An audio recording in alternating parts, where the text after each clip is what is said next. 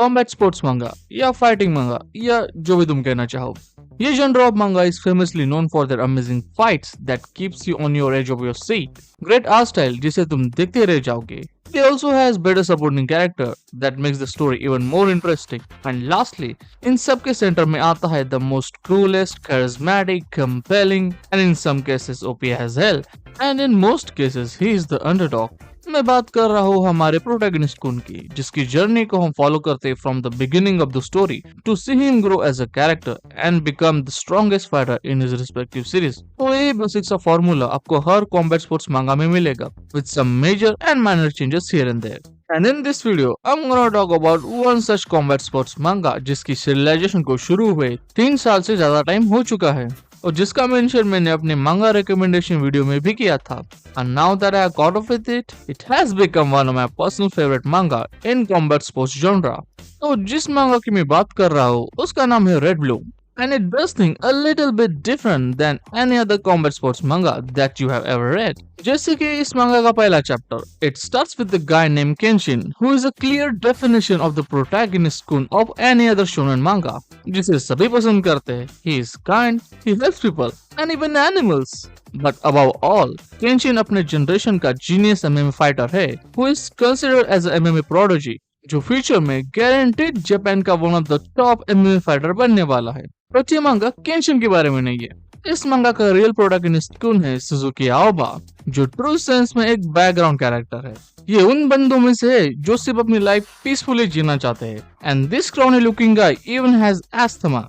उसकी वजह से बचपन से ये काफी बीमार रहता था and because of that he wasn't able to make any friends. और सोने पे सुहागा, भाई साहब अपने क्लासमेट से बुली भी हो रहे हैं। बट फिकर not, the good old protagonist Kun Kenshin comes to the rescue. He beats the bullies and help Aobas। अब तक तो सब कुछ ठीक चल रहा है ना, लेकिन असली ट्विस्ट इसके बाद आता है। केंशिन आओबा को मार्शल आर्ट्स के कुछ पैतरे सिखाता है, फॉर सेल्फ डिफेंस पर्पस। और इससे आगे बढ़कर he also suggests Aoba to join his gym। This sounds like a completely good advice, right? लेकिन यहाँ पे हमें पता चलता है कि Aoba really hates Kenshin। Then he just snaps and tries to land a solid punch on Kenshin। और जैसे कि आपने गेस कर ही लिया होगा, he get his ass kicked by Kenshin। और यहाँ पर चैप्टर 1 खत्म होता है। उसके बाद आओबा डिसाइड करता है to become a MMA fighter for the sole purpose of destroying Kenshin's arrogant mug one day। Yep, that's it। That's his goal, to become a MMA fighter। अब वो कोई नोबल रीजन को फॉलो नहीं कर रहा, ना ही उसे स्ट्रॉन्ग बनना है टू स्टॉप द बुलिंग, और ना ही वो सभी अपनी फैमिली के लिए कर रहा है। And definitely not to prove the world that even a weak person like him can become a MMA world champion one day. ये सब गोल तो भाई हमारे गुड ओल्ड शोनेन प्रोटैगनिस्ट के होते हैं, but that's not how this manga rolls with it, which really feel fresh in combat sports genre. This new take on main character brings some novelty to it, और सही में Aoba as a main character just works so well। In fact, he is one of the reason why I love this manga so much, because he gets better and better as the manga progress। You see him join the Shark Gym, जो Iwasaki Gym है। ये वही बंदा है जो Aoba को पहले chapter में बुली करता है। थोड़ा बिजार लगता है, लेकिन once you read the manga, you will understand why these two become such good friends। और हाँ, मैं बताना तो भूल ही गया कि Aoba के स्क्रूज थोड़े ढीले हैं, जो शार्क जिम के हेड कोच टोकियो भी बताते हैं कि to become a good MMA fighter, you need to have some sort of screw loose। Anyways, Aoba एक massive transformation से जाता है। You will see more twisted, blunt and brutal side of him after chapter 1, क्योंकि chapter 1 में Aoba काफी meek nature वाला होता है, और सही में यार उसकी आंखें तो पूरी डेड इनसाइड वाली वाइब देती है। A complete 180 from chapter 1। और यही नहीं, this twisted side of him brings out the most funniest moment in the manga। Like जब भी कोई केंशिन के बारे में कुछ नेगेटिव बोलता है या फिर उसे क्रिटिसाइज करता है, तब आओबा की खुशी तो साथ में आसमान पर होती है।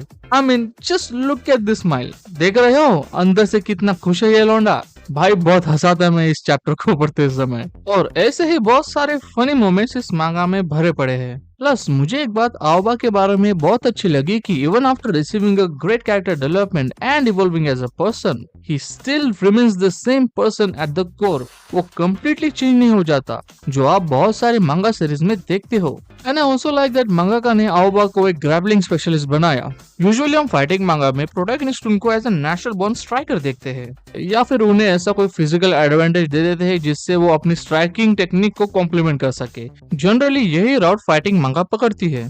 तो ये देखकर अच्छा लगा कि मांगाका ने ग्रैपलिंग स्टाइल ही चूज किया आओबा के लिए, क्योंकि आओबा स्ट्राइकिंग पावर में किसी भी एवरेज एमएमए फाइटर को हरा नहीं सकता। So the only way he can defeat Kenshin is with grappling and submission techniques.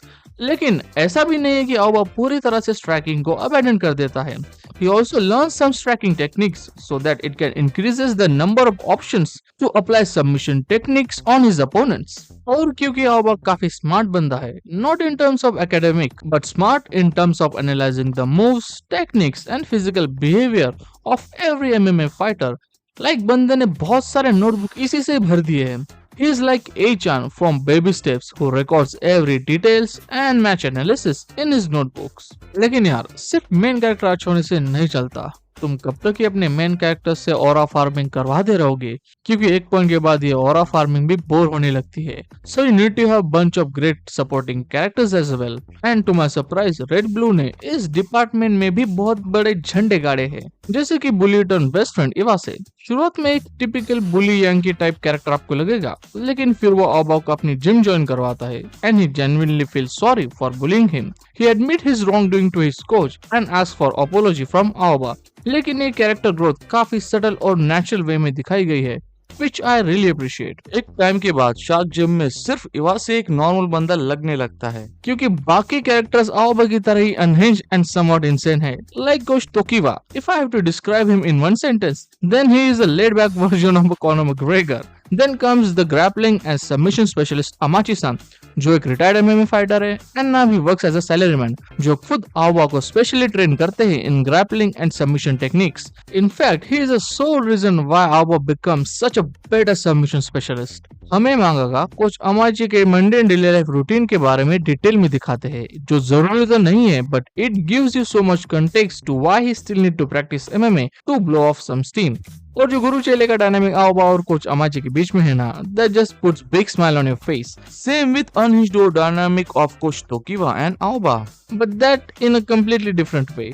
इन दोनों के फनी मोमेंट्स तो प्योर गोल्ड है भाई, और जब भी ये दोनों एक साथ आते हैं सिर्फ तबाही ही लाते हैं। और भी बहुत सारे ग्रेट सपोर्टिंग कैरेक्टर्स है, लेकिन उनके बारे में बोलना शुरू करूंगा तो ये वीडियो छोटा पड़ जाएगा। प्लस अभी तो सिर्फ 160 प्लस चैप्टर ही आए हैं and I am pretty sure कि हमें और भी नए कैरेक्टर्स देखने को मिलेंगे, और एग्जिस्टिंग सपोर्टिंग कैरेक्टर्स को भी अपना कैरेक्टर आर्क मिलेगा, जो कुछ सपोर्टिंग कैरेक्टर्स को तो मिल भी चुका है। So I am pretty excited to see how things unfold in the future. अब चलो, हमने देख लिया कि ग्रेट प्रोटैगनिस्ट के साथ रेड ब्लू में इक्वली अच्छे सपोर्टिंग कैरेक्टर्स भी है, लेकिन एक कॉम्बैट स्पोर्ट्स मांगा है, तो नेचुरली इसमें फाइट जबरदस्त और इंटरेस्टिंग तो होने ही चाहिए, क्योंकि बॉस आप इस चीज में तो कॉम्प्रोमाइज कतई नहीं कर सकते। बट फिकर नॉट, रेड ब्लू बहुत पॉपुलर ही है अपने अमेजिंग फाइट्स और लाजवाब आर्ट स्टाइल के लिए। मुझे बहुत अच्छा लगा कि मांगाका एमएमए के टेक्निकल एस्पेक्ट्स को बहुत ही डिटेल में दिखाते हैं, लाइक हाउ टू पंच करते समय फुटवर्क कैसा होना चाहिए, हिप्स मोशन कैसी होनी चाहिए, प्लस फाइटर कोई टेक्निक रॉन्गली एग्जीक्यूट करता है तो कितनी बुरी इंजुरी हो सकती है। ये सब भी ये मांगा डिटेल में एक्सप्लेन करती है। ऐसा नहीं है कि रेड ब्लू एक अकेली मांगा है जो इतनी डिटेल में मार्शल आर्ट्स को पोर्ट्रे करती है, but you do appreciate the effort put in the level of detailing. और क्यों ना करे, ये मांगा ग्रैपलिंग और सबमिशन को इतना इंटरेस्टिंग जो बनाती है, so that's why it deserve all the praises it gets. और सच में एमएमए लवर्स को छोड़कर किसी नॉर्मल पर्सन को एमएमए फाइट्स देखने को बोलोगे जहाँ पे सिर्फ टेक डाउन और सबमिशन हो रहे हैं, वो बंदा सीरियसली देखकर बोर हो जाएगा, क्योंकि जो मजा लात और घुसे देखने में आता है ना, तो वो मजा टेक डाउन और सबमिशन देखने में तो नहीं आता। प्लस हमारा प्रोटैगनिस्ट कौन है, सबमिशन स्पेशलिस्ट है, so we get to see all the ground work, take downs, grappling and submission techniques in detail. हर अपोनेंट्स के लिए डिफरेंट स्ट्रेटेजी यूज करना, और अगर कोई गेम प्लान अपोनेंट्स पे वर्क ना करे तो उसे ऑन द गो इम्प्रोवाइज करना। ये सारी चीजें फाइट्स को बहुत ही डायनामिक बनाती है, जिससे आपका इंटरेस्ट फाइट्स के लिए एंड तक बना रहता है। और जिस स्टेज पे ये मांगा अभी है, लग तो यही रहा है कि इसने अभी शुरुआत ही की है। अब ये मांगा लंबे रेस का घोड़ा होगा जो 900 से 1000 चैप्टर्स तक दौड़ेगा, या फिर 250 से 350 चैप्टर में ही निपट जाएगा। Only time will tell, but I do hope कि मांगा का इस मांगा को अपनी टर्म्स पे ही खत्म करे। तो ये रहे मेरे overall thoughts about red Bloom मांगा। मेरी तरफ से तो ये हाईली रिकमेंडेड है। अब जो लोग यूजुअली इस टाइप के मांगा नहीं पढ़ते, वो इस मांगा को एक चांस तो दे ही सकते हैं। Who knows, you might end up loving it. तो मैं इस वीडियो को यही खत्म करता हूँ। I'll see you in the next one. तब तक के लिए tata, bye bye and sayonara.